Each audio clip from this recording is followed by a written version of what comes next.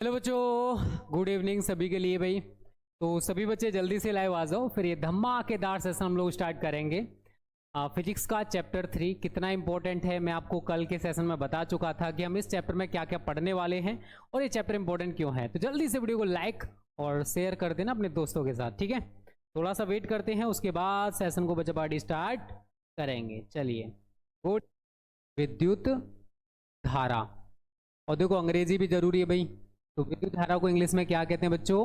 Electric current. क्या कहते हैं? Electric current. ओके, अब देखो डेफिनेशन क्या होती है। इलेक्ट्रिक करंट की डेफिनेशन तो वैसे बहुत ज़्यादा सिंपल है, अगर आप थोड़ा सा भी दिमाग लगाओगे तो समझ में आ जाएगी भाई। अगर हमारे पास कोई चालक है, जैसे मान के चलिए भाई ये कोई तार होता, वायर होता, एल्यूमिनियम का है, कॉपर का है, किसी का भी वायर है। अब इस चालक तार में अगर एक सिरे से दूसरे सिरे तक विद्युत आवेश जा रहा है, अगर मैं कहूँ कि भाई हमने इलेक्ट्रिक चार्ज, आप लोगों को थोड़ा बहुत जानकारी होएगा, मैं आपको पहले भी बता चुका हूँ इलेक्ट्रिक चार्ज के बारे में। तो अगर कोई चालक है या फिर कोई परिपथ है, अगर कोई चालक है या फिर कोई परिपथ है, उस चालक या परिपथ में कितने समय में कितना विद्युत आवेश एक सिरे से दूसरे सिरे पर जा रहा है। मान के चलिए कि यहाँ पर विद्युत आवेश 5 कूलम विद्युत आवेश यहाँ से यहाँ तक जाने में 5 सेकंड का समय ले रहा है। कितना समय ले रहा है? 5 सेकंड का। तो वहां पर हमारी विद्युत धारा एक सिरे से दूसरे सिरे तक कितनी प्रवाहित होगी बच्चों? तो 5/5 1 एम्पियर की। ठीक है, तो किसी चालक या फिर परिपथ में कम समय में जितना आवेश एक सिरे से दूसरे सिरे तक जाएगा उसी को कहा जाता है बच्चा पार्टी इलेक्ट्रिक करंट या फिर विद्युत धारा। यही मैं यहां पर लिखाने वाला हूं।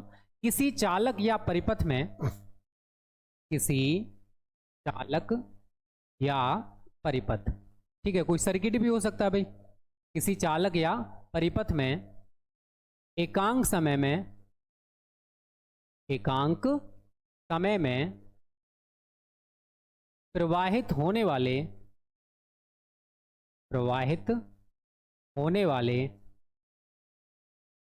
विद्युत आवेश को विद्युत धारा कहते हैं। विद्युत धारा कहते हैं। बहुत सिंपल सी डेफिनेशन है।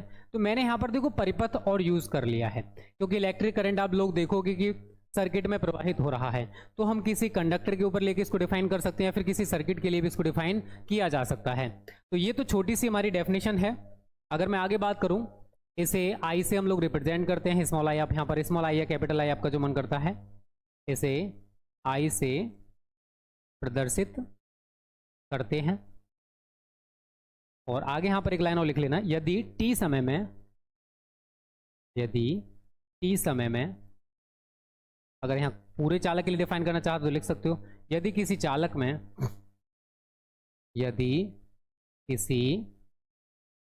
में टी समय में या टी सेकंड में, आपका जो मन करता है वो आप यहां लिख सकते हो, टी सेकंड में प्रवाहित होने वाला विद्युत आवेश,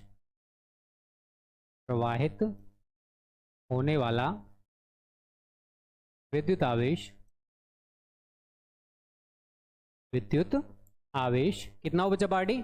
Q कूलाम हो तो उस कंडीशन में विद्युत धारा, ठीक है, हो तो विद्युत धारा।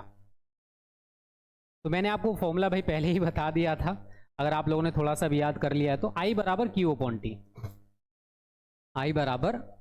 अपॉन टी, इस वाले फॉर्मूले से हम इसको डिफाइन कर सकते हैं। I बराबर क्या बच्चों?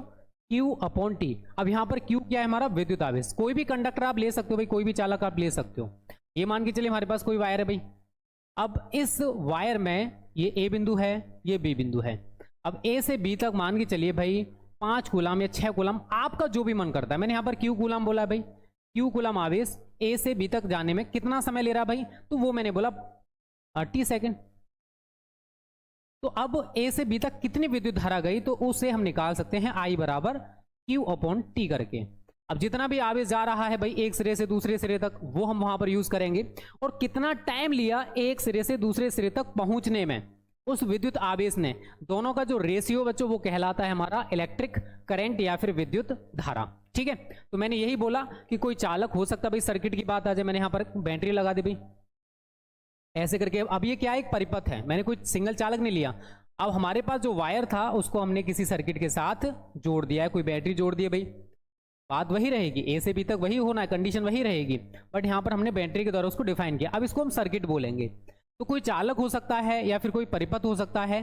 किसी चालक या परिपथ में एकांक समय, अब डिफाइन करते टाइम मैंने आपको बोला है भाई एकांक को यूज किया जाता है।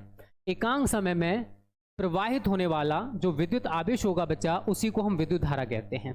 ठीक है, मैंने यहां पर बोला कि अगर हमारे पास क्यू कूलम आवेश है और क्यू कूलम आवेश को एक सिरे से दूसरे सिरे तक पहुंचने में जो समय लग रहा है, अगर वो t सेकंड है, तो उस कंडीशन में विद्युत धारा हमारी ये होगी।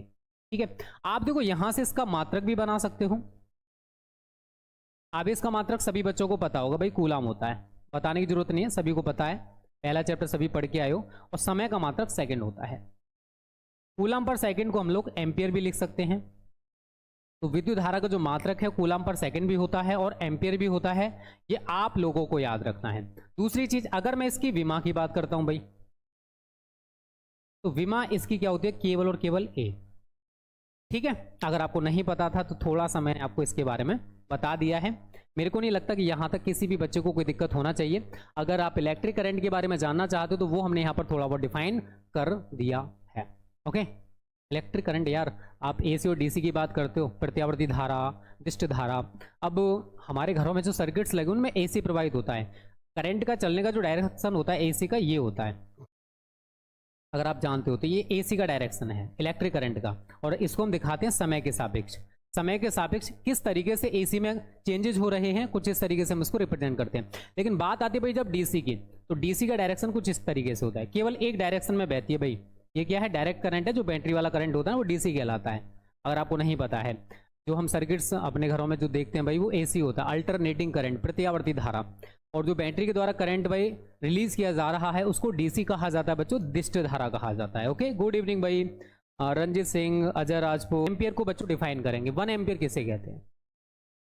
1 एम्पियर की डेफिनेशन वैसे मैं अगला जो चैप्टर है चैप्टर 4 उसमें बहुत अच्छे से अलग लेवल पर डिफाइन करेंगे, बोर्ड एग्जाम में अगर आए तो उसी को आपको लिख के आना है। 1 एम्पियर किसे कहते हैं, यहाँ लिखोगे यदि Q बराबर 1 कूलम एवं T बराबर 1 सेकेंड हो तो। इसका मतलब यह है कि जो भी चालक हमने ले रखा है, अगर उस चालक में 1 कूलम आवेश एक सिरे से दूसरे सिरे तक जा रहा है और जो टाइम लग रहा है वो कितना भाई 1 सेकेंड, तो उस कंडीशन में उस चालक में जो धारा प्रवाहित हो रही है बच्चा वो कितनी होगी हमारी, 1 एम्पियर होगी।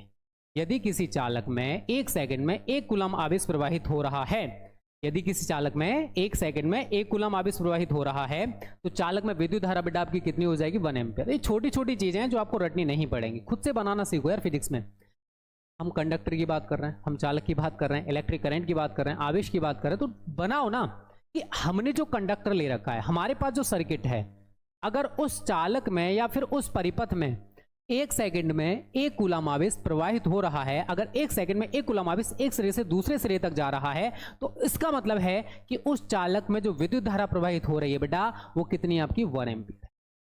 खुद से बनाओ यार, कितना रटोगे फिजिक्स में, बहुत सारा है, नहीं रट सकते। ठीक है, मैं यहां पर यही लिखूंगा, यदि किसी चालक में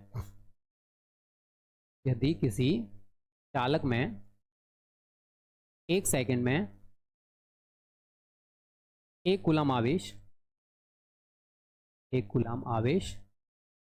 प्रवाहित हो रहा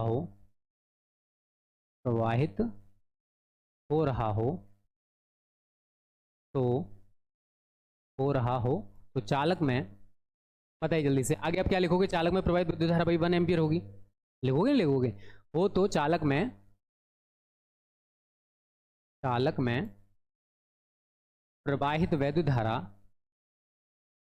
प्रवाहित विद्युत धारा कितनी होगी भाई, 1 एम्पियर होगी, 1 एम्पियर होगी। ऐसे ही तो लिखोगे, बताइए बच्चों। और हमने इसको बनाया है, मैं फिजिक्स में फिर से बोलूंगा बेटा रटने की कोशिश मत करो, बहुत सारा है, कितना रटोगे यार, हर चीज की एक लिमिट होती है। आप खाना खाते हो उसकी एक लिमिट है कि आप 4 रोटियां खाते हो, 4 से ज्यादा नहीं खाओगे, खा लोगे तो भाई पेट में गड़बड़ी स्टार्ट हो जाएगी। वैसे ही आपके माइंड की कैपेसिटी भाई उतनी ज्यादा भी विकसित नहीं हुई है कि आप हर चीज को रट्टा मार सको। ये आप लोग भी जानते हो कि आपकी कितनी कैपेसिटी, आप कितना लर्न कर सकते हो, और फिजिक्स बहुत सारा है। ओके, तो मेरे अकॉर्डिंग बेटा फिजिक्स को समझने की कोशिश करो, बहुत ही प्यारा सब्जेक्ट है। धीरे धीरे धीरे धीरे करके आपको इससे प्यार हो जाएगा, यकीन मानो। करके तो देखो यार, मोहब्बत इससे करो, ना कि किसी लड़के या लड़की से। वहां धोखा मिलेगा, यहाँ पर धोखा नहीं मिलता है। ये फ्यूचर बनाएगा आपका, इस चीज़ को आप लोग याद रखना। ओके, चलिए भाई, जुए में किसी को नहीं पता होता है। ओके, चलिए क्लियर बेटा यहाँ तक? एक बार जल्दी से सभी बच्चे कमेंट कर दो, यहाँ तक सब कुछ क्लियर है तो। क्लियर है ना? अब यहाँ पर आप एक नोट पॉइंट डाल लीजिए सभी बच्चे। देखो आपने है ना भाई आवेश के 2 फॉर्मूला अब तक पढ़ लिए हैं। आप कहोगे सर आपने तो भी एक ही पढ़ा है। आपने यार पढ़ा होगा Q बराबर N इंटू ई, पहले चैप्टर में पढ़ा है ना। पहला इक्वेशन बना लो। अब अभी मैंने आपको क्या पढ़ाया है? मैंने पढ़ाया है I बराबर Q अपॉन T। अगर मैं यहाँ से Q निकालूंगा तो Q बराबर क्या हो जाएगा बेटा? I into T. ये दोनों ही अगर वैल्यूज़ की मैं बात करूंगा तो दोनों ही हमारी Q की वैल्यू हैं, अर्थात वैद्युत आवेश की वैल्यू है। देख रहे हो ना सभी लोग? समीकरण 1 और 2 को इक्वल कर दो। यहाँ लिखोगे समीकरण 1 व 2 से, ठीक है। तो यहाँ लिखिए N इंटू ई बराबर I into T. N into E बराबर I इंटू टी। बताइए लिख लोगे? अरे लिखोगे तभी तो समझ आएगा। अब यहाँ पर सारी वैल्यूज लगा दीजिए। N आपको निकालना है, मान के चलिए इलेक्ट्रॉन पर आवेश 1.6 इंटू 10⁻⁻19 कूलम होता है, इजिकल टू विद्युत धारा हम यहाँ पर 1 एम्पीयर प्रवाहित कर रहे हैं और समय हमने यहाँ पर 1 ले रखा है। चलिए आगे करिए इसको। N बराबर 1 का 1 में मल्टीपल करोगे 1 ही आएगा। नीचे क्या है 1.6, पावर को ऊपर लेके जाओगे पावर आपकी पॉजिटिव हो जाएगी। यहाँ से पॉइंट हटा लो, 1 10 बढ़ जाएगा, एक पावर का इधर मल्टीपल कर दो तो 100 इंटू 10⁻18 बटे 16। 16 से आप इसको काट दो, 16 छिक्के 96.96, 4 0, 16 दूनी 32, 8 0, 16 पंजे 80 गुणा 10 की पावर 18 इलेक्ट्रॉन प्रति सेकेंड। अब इसका मतलब जानते हो क्या है? मैंने जो लिखा है इसका कुछ ना कुछ मतलब है। इसका मतलब है कि अगर हम किसी चालक में 1 एम्पियर हमारे पास धारा है, 1 एम्पियर विद्युत धारा अगर 1 सेकंड तक प्रवाहित की जाए, अगर किसी चालक में 1 एम्पियर विद्युत धारा 1 सेकंड तक प्रवाहित की जाए तो उस परिपथ में 6.25 इंटू 10⁻18 इलेक्ट्रॉन प्रति सेकंड प्रवाहित होंगे। हमने कोई कंडक्टर ले लिया, मान के चलिए हमारे पास कोई कंडक्टर है। अब इस कंडक्टर में हमने 1 एम्पियर की धारा 1 सेकंड तक प्रवाहित कर दी। तो इसका मतलब ये है, एट द लास्ट जो निष्कर्ष निकल के आया है, इसका मतलब ये है कि एक सिरे से दूसरे सिरे पर जो इलेक्ट्रॉन जा रहे हैं प्रति सेकंड वो इतने हैं। प्रति सेकंड इस चालक में 6.25 गुणा 10 की पावर 18 इलेक्ट्रॉन एक सिरे से दूसरे सिरे पर जा रहे हैं प्रति सेकंड। इस चीज को याद रखना, प्रति सेकंड यहां पर लिखा हुआ है। मैंने अपनी तरफ से नहीं बोला, मैंने लिख दिया यहां पर, ठीक है। चलिए यहां पर एक लाइन लिखना चाहते हो लिख सकते हो।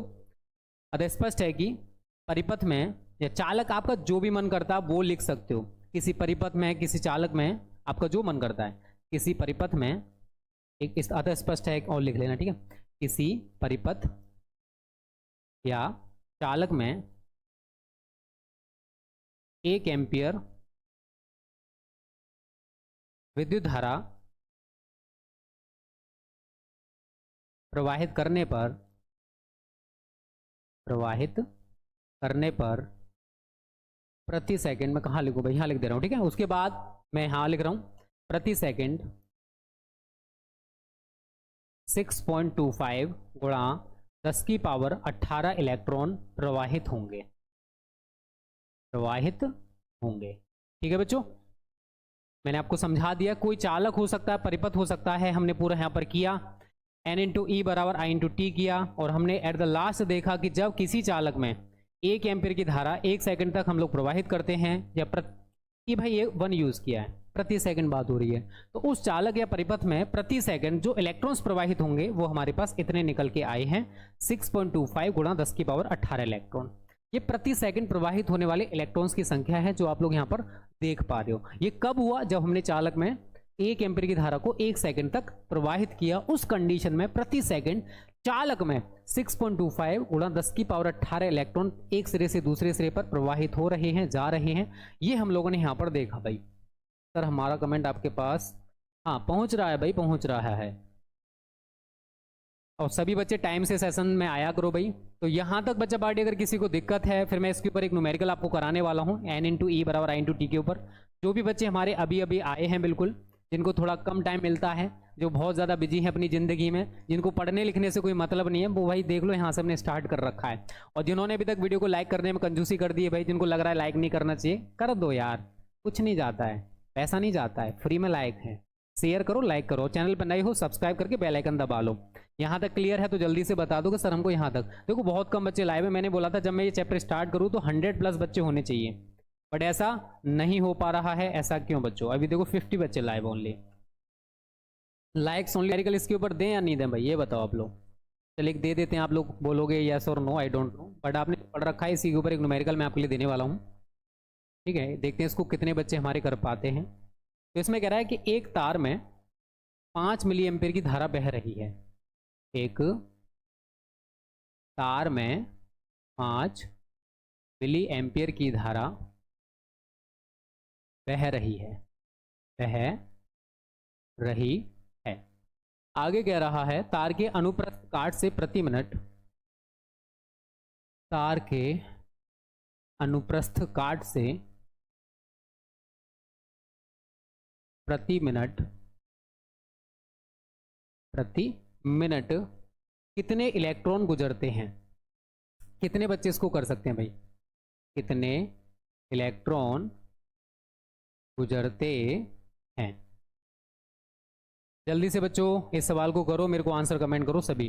कोई भी बच्चा चीटिंग करके नहीं बताएगा, आप लोग अच्छे बच्चे हो, चीटिंग मत किया करो, गलत बात है। ठीक है, सवाल को देख लो, सवाल टिपिकल नहीं है, सवाल बहुत आसान है। तब दोबारा बता दूं? क्या बता दूं भाई दोबारा? प्रेम किशोर एक बार दोबारा से वीडियो को देख लेना, अगर क्लास की बात करो बेटा। ठीक है, दोबारा से वीडियो को देख लोगे, सारी चीज़ें क्लियर हो जाएंगी। जल्दी से बताओ बच्चों इसका आंसर कितना आ रहा है आप सभी का? सवाल टिपिकल नहीं दिया मैंने, बहुत आसान है, जिसमें आपको ऑल सब्जेक्ट की live classes, notes, important question with solution, practice set, आपको बुक खरीदने की जरूरत नहीं पड़ेगी, model paper, previous paper, complete study material आपको प्रोवाइड किया जाता है रैंकर बैच में, जिसके पूरे साल की फ़ी है 1499 रुपये। पूरे साल का फ़ी है भाई, 30 रुपये पर महीने हम लोग पढ़ाते हैं पर सब्जेक्ट। इतने में तो आपको कोई नहीं पढ़ाएगा, उतना बेस्ट कंटेंट आपको इतनी फ़ी में कोई नहीं देने वाला।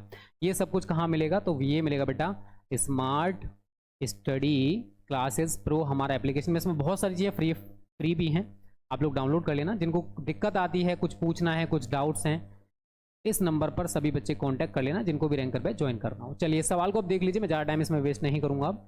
तो देखो सवाल मैं आपसे बोलता हूँ भी, जो भी दे रखा है पहले इसको पढ़ लो। एक तार में 5 मिली एम्पेयर की धारा आई, 5 मिली एम्पेयर। देखो मिली को चेंज करना पड़ेगा, मिली का मतलब क्या होता है 10 की पावर -3, अगर आप एम्पेयर में चेंज कर रहे हो तो 5 × 10 की पावर -3 एम्पेयर हो गया। तार के अनुप्रस्थ काट से प्रति मिनट, प्रति मिनट का मतलब 1 मिनट आपका टाइम दे रखा है भाई, और 1 मिनट में कितनी सेकंड होते हैं सभी को पता होगा, 60 सेकंड होते हैं बच्चों। कितने इलेक्ट्रॉन गुजरते हैं, एन हमसे पूछा है। आपने अभी एक फॉर्मूला पढ़ा है, n/e बराबर i/t। अभी हम आपको पढ़ाए थे यही वाला फॉर्मूला, यही हम लोगों को यहाँ पर यूज करना है और n हमें निकालना भाई। तो n बराबर क्या हो जाएगा बच्चों? i/t/e। वैल्यू आपको ऊपर दे रखी है, सारी लगा दो। i कितना है? 5 × 10 की पावर -3। t कितना दे रखा बच्चों? 60, तो मैं यहाँ पर 60 लगा दूंगा। बटे इलेक्ट्रॉन पर आप सभी को पता होगा 1.6 × 10 की पावर -19 कूलम होता है, सभी को पता होना चाहिए, थोड़ा सा ज़रूरी है भाई ये आपके लिए। ठीक है, पावर को आप ऊपर लेके जाओ, 60 का 5 में मल्टीपल करोगे 300 हो गया, थोड़ा 10 की पावर -3, और ये पावर जब नीचे से ऊपर जाएगी तो पावर आपकी कैसे हो जाएगी बच्चों? पॉजिटिव। बटे नीचे क्या है आपका? 1.6 है, पॉइंट हटाओगे 1 जीरो आपका और बढ़ जाएगा। अब क्या कर सकते हो आप लोग? 3 जीरो से 3 पावर उड़ा दो, कोई मतलब नहीं इनसे। अब यहाँ पर 3 रह गया, थोड़ा 10 की पावर 19 रह गया, और नीचे आपका 16 रह गया। एक 10 का मल्टीपल इधर कर दोगे आप, 30 गुणा 10 की पावर 18 बटे 16, 2 से काट लो पहले, 15 टाइम्स 8 टाइम्स। अब 15/8 गुणा 10 की पावर 18 इलेक्ट्रॉन्स हमारा निकल के आ जाएगा। बस कैलकुलेशन करनी है, छोटी सी छोड़ी है, मैंने ज़्यादा नहीं छोड़ी है, पूरा कर दिया भाई। 8 से काट लो भाई। अब ये मत कहना सर इसे भी करा दो, बच्चे तो होनी भाई, इंटर में पढ़ रहे हो, ठीक है। 8 एकम 8 पॉइंट ला के 0 बढ़ा दें 70, ठीक है। 8 नहीं 72 ज़्यादा हो जाएगा, 8 8 64, ओके 60। 8 7 56 40, 8 5 40, तो 1.875 मेरा जो आंसर आया बच्चा 1.875 इंटू 10⁻18 इलेक्ट्रॉन आ रहा है। उम्मीद करता हूँ सभी का यही आंसर आया होगा। बताइए बच्चों, सभी का आंसर यही आया है ना? जल्दी से लाइक कर दो, पहले 70+ लाइक्स करो सभी, जल्दी से कर दिया करो। सभी को वहां तक क्लियर है ना बच्चों? चलिए अब देखो, विद्युत धारा, बहुत सारे कंफ्यूज रहते हैं, विद्युत धारा कैसी राशि है? देखो विद्युत धारा एक अदिश राशि है, उसके दो रीजन मैं आपको बताऊंगा, है लिख लीजिए। विद्युत धारा एक अदिश राशि है, एक स्केलर क्वांटिटी है, अदिश राशि है। अब क्यों है, इसके दो रीजंस मैं आपको बताऊंगा।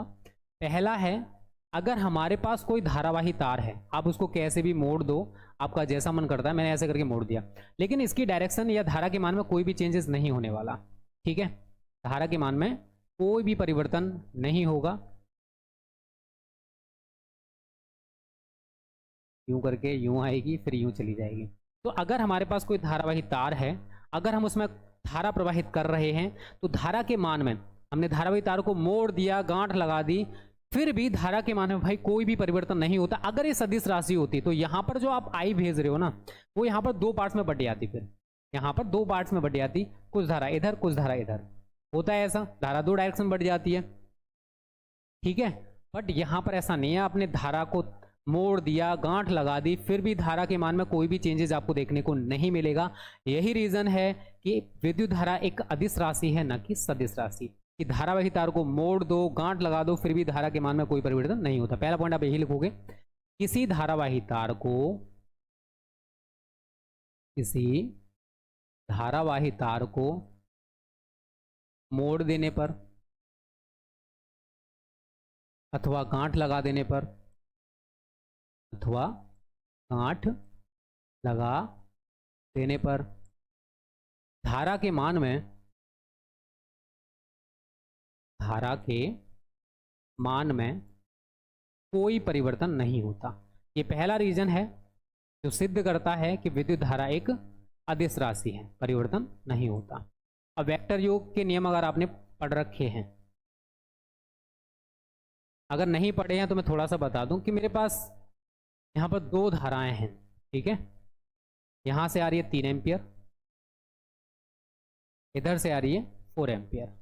अब यहाँ से जो आउटपुट निकलेगा, ठीक है, इनके बीच जो एंगल है वो 90 डिग्री का है ये, तो यहाँ से जो आउटपुट निकलेगा वो 7 एम्पियर होता है। अगर विद्युत धारा सदिश राशि होती तो ये वेक्टर योग के नियम का पालन करती, और 3 का स्क्वायर अंडर रूट के अंदर 3 का स्क्वायर प्लस 4 का स्क्वायर, तो वेक्टर योग के नियमानुसार जो परिणामी धारा है कितनी आनी चाहिए थी? 5 एम्पियर। अंडर रूट के अंदर अगर हम धारा यहाँ पर निकालें, वेक्टर योग के नियम का पालन करती, तो 3 का स्क्वायर प्लस 4 का square is equal to 9 plus 16 is equal to 25 is equal to कितनी होनी चाहिए थी? 5 एम्पियर। बट ऐसा नहीं होता। जो परिणामी धारा हमको यहाँ पर देखने को मिलती है बच्चों, वो कितनी होती है? 7 एम्पियर। तो अगर हमारे पास दो लंबवत चालक हैं, कितने चालक है? 2 लंबवत चालक, और 2 लंबवत चालकों में हम एक में 3 एम्पियर, दूसरे में 4 एम्पियर की धारा प्रवाहित कर रहे हैं, तो परिणामी धारा हमें 7 एम्पियर देखने को मिलती है। अगर विद्युत धारा सदिश राशि होती तो वेक्टर योग के नियमानुसार हमारे को जो धारा मिलनी चाहिए थी बच्चों, वो कितनी मिलनी चाहिए थी? 5 एम्पियर। बट हमको यहाँ पर कितनी मिल रही है? 7 एम्पियर। 3 + 4 = 7। तो इसी वजह से दो रीजन है जिसकी वजह से हम ये कह सकते हैं कि विद्युत धारा एक अदिश राशि है, ना कि सदिश राशि। क्लियर है भाई? दोनों पॉइंट्स देख लो, कोई दिक्कत नहीं है, ठीक है। मैंने दोनों पॉइंट्स आपके सामने लिख दिए हैं। विद्युत धारा एक अदिश राशि है, उसके दो रीजन्स मैंने आपको बता दिए। पहला बेटा ये रहा कि अगर हमारे पास कोई धारावाही तार है, अगर आप उसको मोड़ दो, जैसे मैंने इसको मोड़ा भाई, आई रहा है, चेंजेस नहीं हुआ है, मान में कोई परिवर्तन नहीं हुआ है, इसी वजह से हम कह सकते हैं कि विद्युत धारा एक अदिश राशि है, कोई परिवर्तन नहीं हो रहा है। चेंजेस होते तो भाई सदिश हो जाती। और दूसरा रीजन आपने देखा कि हमारे पास 2 लंबवत चालक हैं, एक में हमने 3 एम्पियर धारा प्रवाहित की, दूसरे में 4 एम्पियर, तो परिणामी धारा में 7 एम्पियर प्राप्त हुई। अगर ये सदिश राशि होती, विद्युत धारा एक सदिश राशि होती, ये वेक्टर योग के नियम का पालन करती और हमारे को जो परिणामी धारा मिलती, अगर ये सदिश होती तो कितनी मिलती? 5 एम्पियर। बट हमें कितनी मिली? 7 एम्पियर। तो हम क्या कह सकते हैं, ये दोनों हमें रीजंस क्या बताते हैं कि विद्युत धारा एक सदिश राशि ना होकर एक अदिश राशि है। दो रीजंस बेटा मैंने आपको यहाँ पर आपके सामने डिफाइन किए हैं। अगर क्लियर है तो एक बार जल्दी से बोल दो सभी बच्चे कि सर हमको यहाँ तक सब कुछ क्लियर है।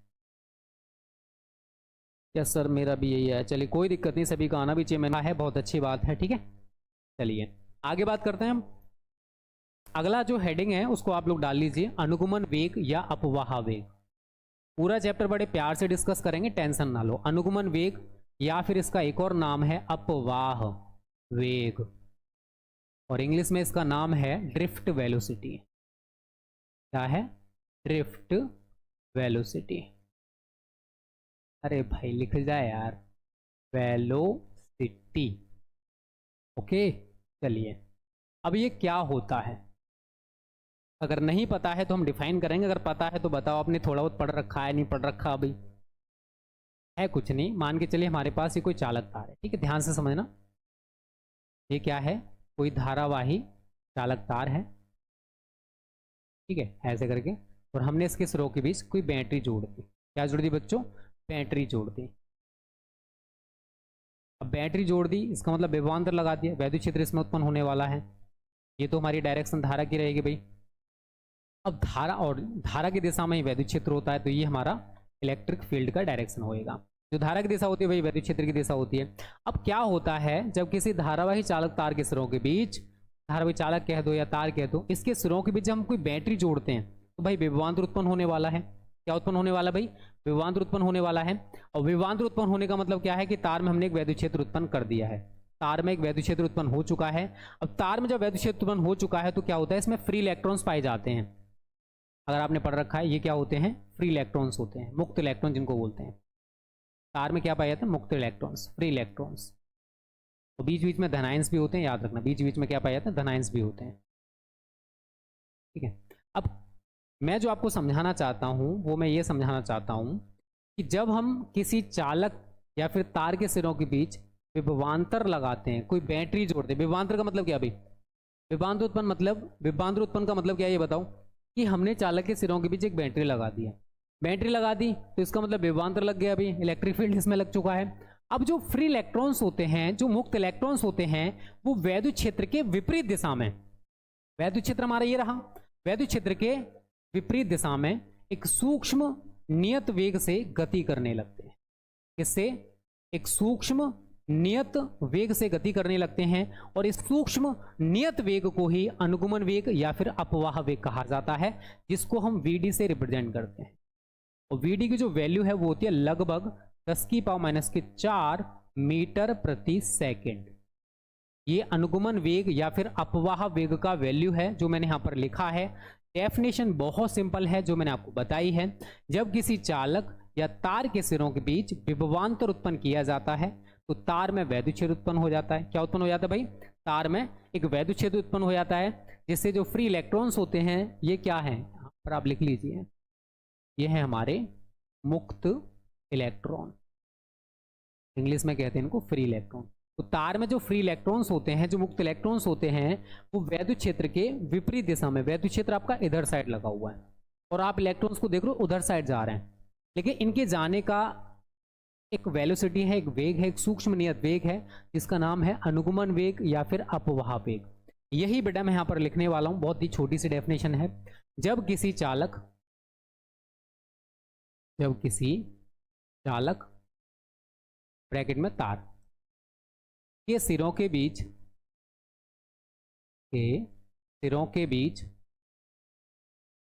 विभवांतर उत्पन्न किया जाता है। विभवांतर का मतलब समझ रहे हो? बैटरी जोड़ रहा हूं भाई। विभवांतर उत्पन्न किया जाता है,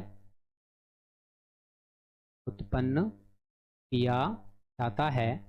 तार में एक वैद्युत क्षेत्र उत्पन्न हो जाता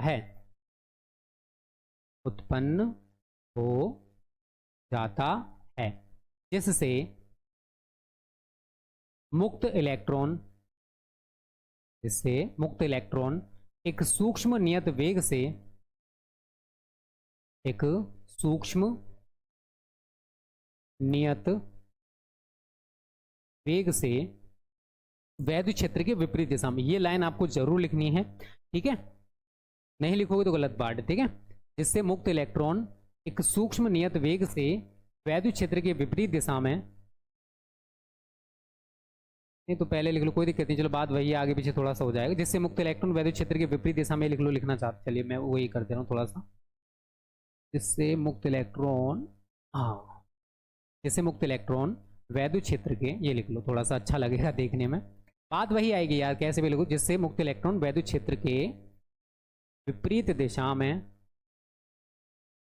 विपरीत दिशा में एक सूक्ष्म नियत वेग से, एक सूक्ष्म नियत वेग से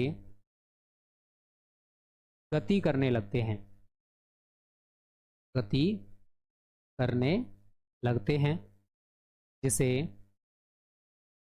अनुगमन वेग, ब्रैकेट में वीडी बराबर लगभग 10⁻⁴ मीटर पर सेकंड लिख दो, ठीक है। जिसे अनुगमन वेग या अपवाह वेग कहते हैं, अपवाह वेग कहते हैं। बताइए बच्चों, मैंने पूरा का पूरा डायग्राम में आपको बता दिया था कि आप इसकी डेफिनेशन कैसे बनाने वाले हो, ठीक है। ऐसा नहीं कि इसमें टिपिकल है कुछ, मैंने डायग्राम में क्या बोला बेटा कि हमारे पास ये कोई चालक है, चालक तार है। अब हमने क्या किया, इस चालक के सिरों के बीच एक बैटरी जोड़ दी। बैटरी जोड़ने का मतलब क्या था कि हम इसके सिरों के बीच विभवांतर उत्पन्न कर रहे हैं। अब विभवांतर है तो भाई वैद्युत क्षेत्र तो इसमें जरूर उत्पन्न होने वाला है, तो इसमें वैद्युत क्षेत्र उत्पन्न हुआ। अब वैद्युत क्षेत्र उत्पन्न हो चुका है, जो धारा की डायरेक्शन होती है, ठीक है, ये धारा की डायरेक्शन है, ऐसे करके प्लस से माइनस की ओर होते हैं, सभी को पता होगा। इलेक्ट्रॉन की डायरेक्शन वैद्युत क्षेत्र के विपरीत होती है, ये भी आप लोगों ने पढ़ा होगा। अब यहां पर मैंने क्या बोला बेटा कि जो हमारे फ्री इलेक्ट्रॉन्स होते हैं, जो मुक्त इलेक्ट्रॉन्स होते हैं, ये वैद्युत क्षेत्र की दिशा है। और जो फ्री इलेक्ट्रॉन्स आप देख रहे हो ना, ये इधर से इधर जा रहे हैं, वैद्युत क्षेत्र के विपरीत दिशा में जा रहे हैं। और जिस वेग से जा रहे हैं उस वेग को हमने यहां पर नाम दिया बेटा अनुगमन वेग या फिर अपवाह वेग। कि जो हमारे फ्री इलेक्ट्रॉन्स हैं, जो मुक्त इलेक्ट्रॉन्स हैं, वो वैद्युत क्षेत्र के विपरीत दिशा में एक सूक्ष्म, सूक्ष्म मतलब बहुत कम, वैल्यू देखिए कितनी है, लगभग 10⁻⁴, मतलब जानते हो क्या है, 1/10,000 मीटर पर सेकेंड। अब ये कितना वेलोसिटी होगा ये बताइए, ये लगभग वेलोसिटी है, इतना वेलोसिटी से वो एक सिरे से दूसरे सिरे पर जा रहे हैं। मतलब एक का भी 10,000 गुना है, सॉरी एक का भी 10,000वां भाग है, गुना नहीं 10,000वां भाग है। और सोचो कितना ज्यादा कम हो जाएगा। तो इसी सूक्ष्म नियत वेग को बेटा नाम दिया है हमने क्या, अनुगमन वेग या फिर अपवाह वेग। यहां तक क्लियर है तो जल्दी से बता दो बच्चों कि आप लोगों को यहां तक कोई भी परेशानी दिक्कत नहीं हो रहा है, जल्दी से बोल दो सभी। और वीडियो को लाइक और शेयर बेटा आप लोगों ने कर ही दिया होगा, नहीं किए हो तो जल्दी से कर दिया करो, अच्छे बच्चों की तरह बातें माना करो, ठीक है।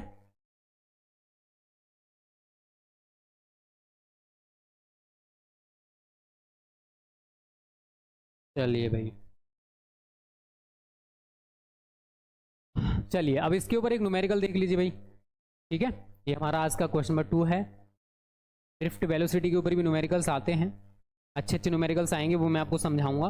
बट अभी हम ड्रिफ्ट वेलोसिटी के ऊपर न्यूमेरिकल्स ना करके कुछ अभी आपने जो पहले टॉपिक पढ़ा है उसके ऊपर कर लीजिए, क्योंकि अभी हम लोगों ने विद्युत धारा और अनुगमन वेग में रिलेशन नहीं पढ़ा है। आई बराबर एन ई वी डी जो मैं कल आपको डिफाइन करने वाला हूँ। कल बहुत सारे टॉपिक्स हमारे अच्छे अच्छे चलेंगे, तो आप लोग जरूर जुड़ना। एक सवाल मैं और दे रहा हूँ, एक तार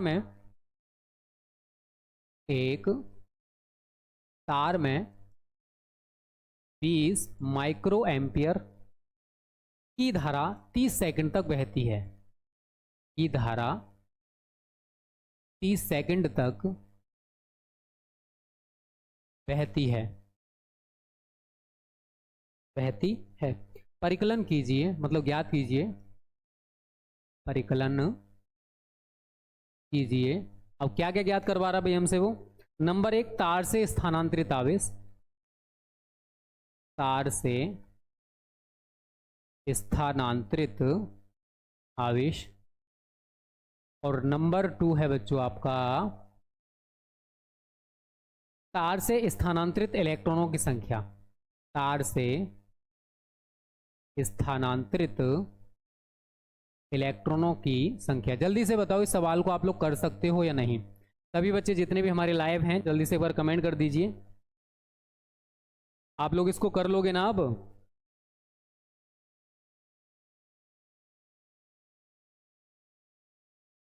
टिपिकल कुछ नहीं है, बस समझने की कोशिश करो बेटा, ठीक है।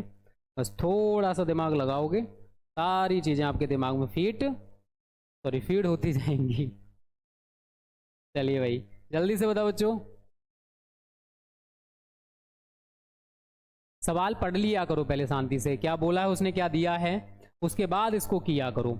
ये बोला एक तार में 20 माइक्रो एम्पियर की धारा 30 सेकंड तक बहती है।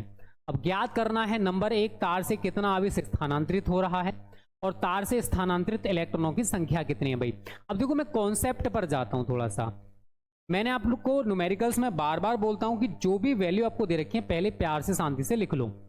20 माइक्रो एम्पियर की धारा, आई हो गया आपका 20 माइक्रो एम्पियर, इसको एम्पियर में चेंज कर दो, 20 गुणा 10⁻⁻6 एम्पियर, 30 सेकंड तक। टाइम कितना दे रखा आपको? 30 सेकंड, 30 सेकंड तक। क्या ज्ञात करना है? सबसे पहले Q, आप लोगों ने एक फॉर्मूला पढ़ा है, Q बराबर I इंटू टी, ठीक है, इससे आप इसको पहले करोगे। सेकंड चीज उसने पूछी है तार से स्थानांतरित इलेक्ट्रॉनों की संख्या।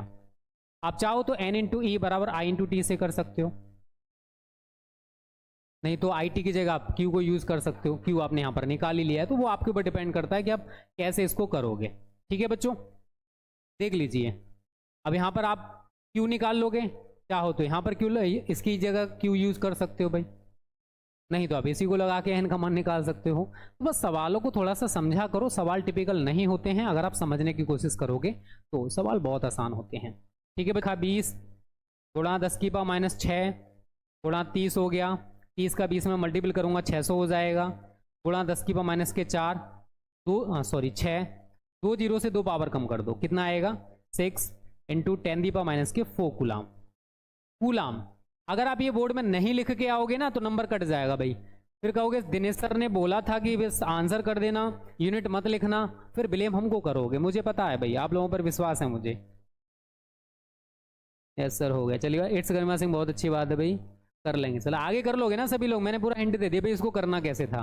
ओके बच्चों, क्लियर है? आता सब कुछ? आज का टॉपिक सही लगा ना? रेगुलर टाइम से आ जाया करो शाम 7 बजे, ठीक है। मेरे को सेशंस लेने में कोई दिक्कत नहीं, बस आप लोग ज़्यादा से ज़्यादा संख्या में आया करो। आज 50 है, कल 70+ बच्चे हो जाएं, फिर 80+, 100+ कर दो यार, मज़ा आया करेगा सेशंस में। अब आपसे मिलेंगे कुछ टाइम बाद 8:15 बजे।